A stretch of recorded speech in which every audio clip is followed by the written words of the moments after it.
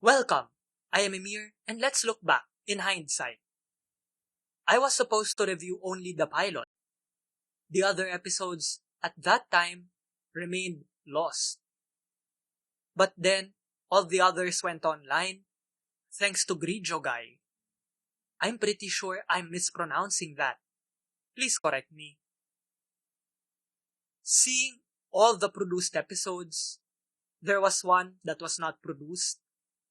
Seeing all the produced episodes made me ask that question I first raised in 2020, which seems like a generation ago.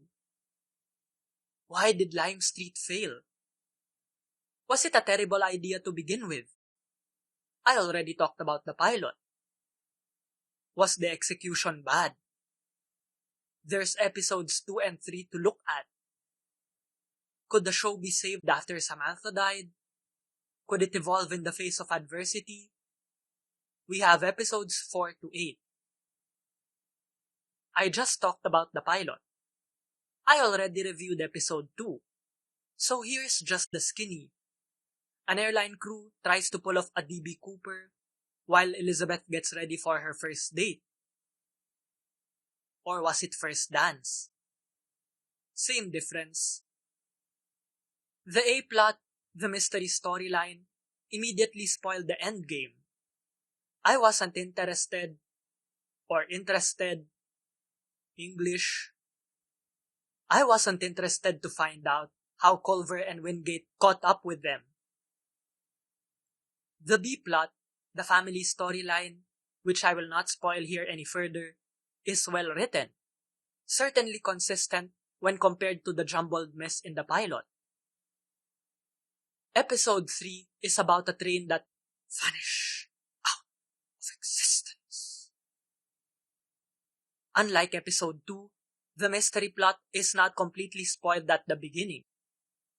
The approach is subtle, like in the pilot episode. Alright, no spoilers, but the motive is pretty clear early on.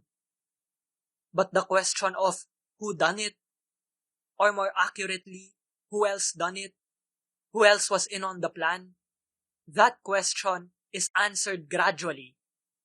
At least, keeping something for the viewers to look forward to guess.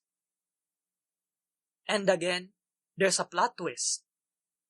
The second episode was the only one where there was no plot twist. The rest were unpredictable. If we stick around to the end, we're treated to a train chase scene. Better replace the music though.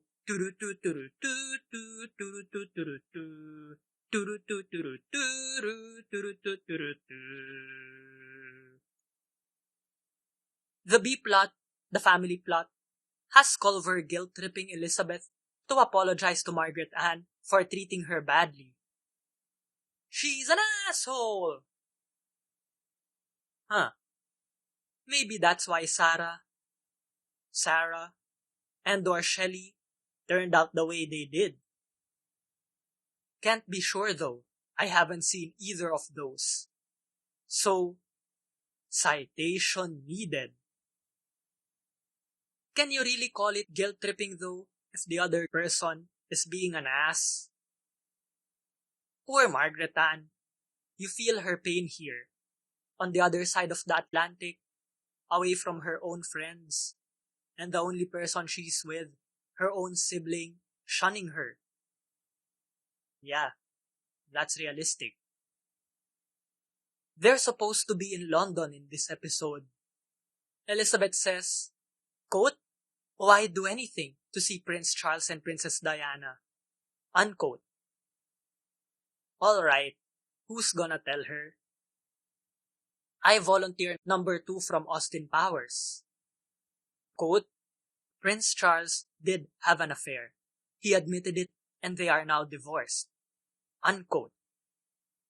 And then Elizabeth rants, "Throw me a freaking bone here." I'm pretty sure I'm not spoiling anything when I say that at the end, the family goes to see Starlight Express. It's part of the guilt-tripping plot. Yeah, I missed that stream of Starlight Express last year. I prefer Phantom of the Opera though. Now Jesus Christ Superstar, that's one thing I still want to see. So they go see Starlight Express, and Culver hints that maybe they'll see Ed McMahon there. Ed McMahon, Johnny Carson's sidekick. Because Margaret Ann mentioned him. Okay kids, you're way too young to be watching Johnny Carson. Episode 3 is easily the best. Both plotlines are written clearly and simply, and are given equal airtime, just enough to develop and resolve the separate stories. There's a nice balance here. Sadly, it's all downhill from there. Episode 4 is a backdoor designing women pilot. It's no accident that the guest stars here eventually ended up on that show. The mystery plot is also just like episode 3, with a plot twist. There's just something missing. Error 404. Family storyline not found. You can tell this episode was shot after Sam passed away. Other than the last scene at the end, where Culver sings happy birthday to Margaret Ann, and those scenes in between where Culver talks to a clown, they really didn't feel necessary. Other than those two, there's no trace of his family or of the family storyline anywhere. Again, it's as if they were erased from existence. You may say, wait a minute, wasn't that the point of Lime Street? Didn't the Culver being a dad storyline set it apart from other shows of the genre? Wasn't that the heart of the show? Of course it was, because it's back in episode 5. Well, it's complicated. Just like that relationship status. It's complicated. The family's back. There's Margaret Ann, there's Grandpa, there's the nanny, domestic worker, who I don't think was ever called by name. Her screen time is so short, and she never contributes anything story-wise to the episodes. And even Elizabeth's back. Here's the problem. They take the back seat. Nothing's happening with them. Instead, the B-plot involves a magazine writer following Culver around, watching him work, watching him a dad, hopefully to write about him as an eligible bachelor. Elizabeth's and Margaret Ann's faces perfectly capture what I feel about this premise. They look so bored. Either that, or Culver should really just ditch Flubber. I mean the absent-minded professor. Hey, the Renaissance was years away. Disney was in its dark age. Margaret Ann wanted to see Rocky instead. May I suggest Rocky 4? The one where Rocky goes to the Soviet Union? Yes, I know. It's called a joke. You may have noticed that I have not talked about the A-plot, the experimental plane vanishing. Not because it's bad. Nothing can be worse than episode 2. But it's no different from episodes 3 and 4. Reveal the motive early, and then plot twist. Once you know there's a plot twist coming, it's fun to pause and guess what the twist would be. And if you're right, well, that just means the twist was predictable. But at least it wasn't out of the blue. It wasn't like Frozen. Still better than Hans. There's also this C-plot of Culver. C-plot Culver, hehe. There's also this C-plot of Culver falling in love with the lady pilot. Oh boy, this storyline I did not like at all. Culver acted rather inappropriately for taking advantage of her.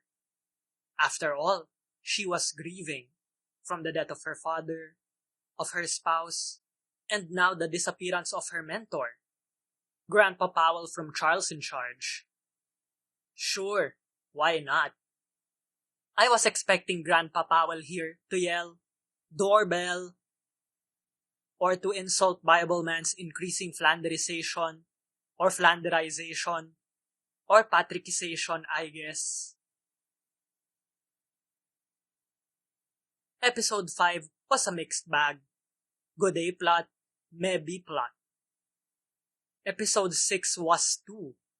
The duo have, or is it has? They have to find out who's behind the Swiss hotel bomb plot. Not enough stereotypical Swiss music though, which strangely is German. Meanwhile, Culver has to explain to Elizabeth a letter he wrote, which suggests that he was having an extramarital affair, that he was cheating. Wait, isn't he divorced? There's a scene where Elizabeth talks to her grandpa about, "And I'm never going to get monetized because of these words: masturbation, sex, and love." This scene is pointless, and I think was just placed here so all of her performances, Sam's performances, would see the light of day. Maybe some things were just meant to be lost, because, Jesus, I feel so dirty. Sam was my childhood hero. Note the word, child. Okay, she was growing up before that plane crash, but maybe it would have been in better taste if all those scenes were cut. After all, she's not remembered for that. What if the episode just focused on the A plot, just like episode 4? I didn't enjoy episode 4, but that would have been in good taste. After all, the A plot here is good.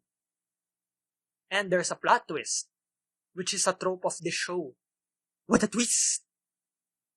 But at least, I did not see where the twist would come from. It was brilliant. And so was episode 7. The plot twist in this episode was also brilliant. The duo go on a goose chase to uncover who murdered an author who set up a treasure hunt as a publicity stunt for his book. I did not see the twist coming, yet it made sense. No spoilers, check it out. Margaret Ann tries to ride a horse that was too big. Even though her father warns her not to, she does anyway. She falls and lies about it. Culver has become an absentee father. Flashbacks. "Hello, darkness, my old friend. I've come to talk to you again." No, I did not learn that song just because of the meme or meme. I knew that way before the meme. Culver has become an absentee father. So the last episode, episode 8, has him going back to being a hands-on dad. The whole family has dinner together, though they don't address the elephant in the room. No, not Elizabeth. I'm talking about Sir Geoffrey, Culver's and Wingate's boss. He was the head of the multinational insurance company Lime Street, the title of the show. And then, next thing you know, he's the driver. Oh wait, British. Chauffeur. He's the chauffeur for Oasis. I said maybe you're gonna be the one that saves me.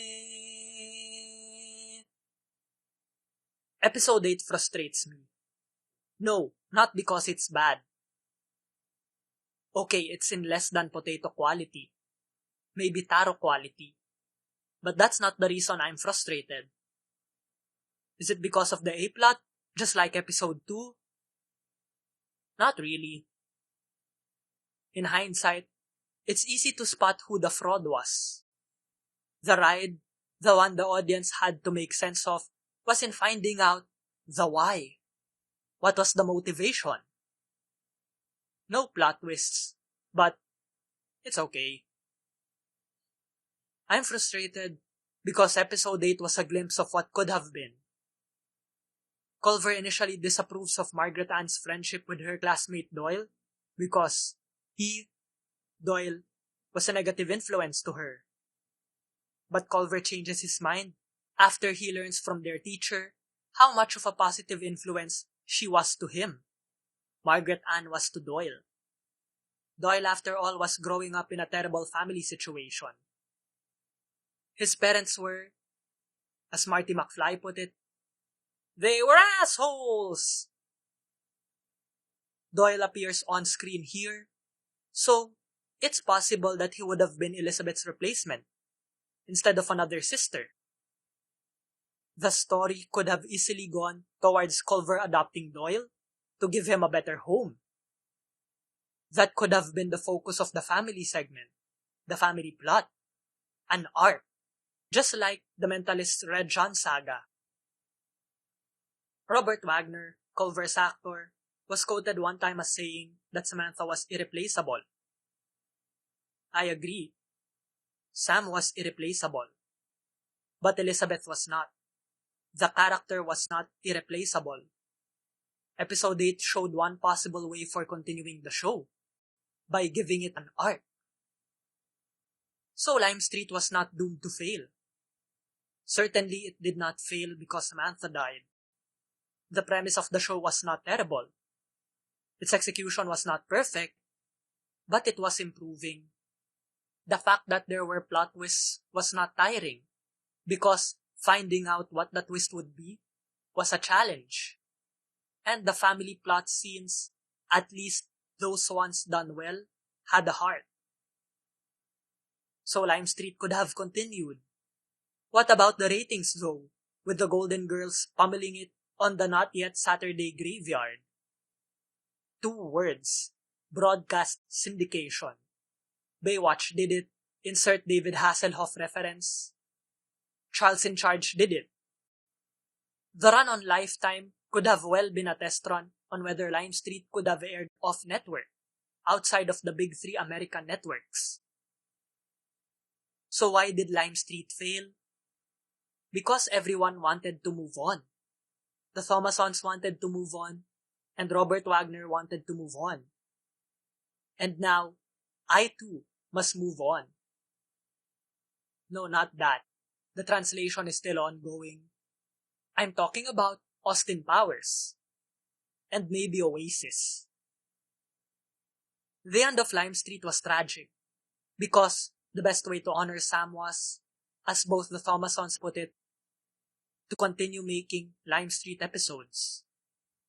Instead, plot twist, the opposite happened. Please like and share this video across social media. Please subscribe and ring the bell to be instantly notified of Balik Tanaw / In Hindsight episodes. Check out my other videos. Support the show on PayPal, Patreon, or Brave Rewards on Brave Browser. Thanks to my sibling G-G Arts for the microphone I'm using for this episode and for my avatar. Check out her work by clicking the links on the description. Thanks for watching. Stay safe and take care.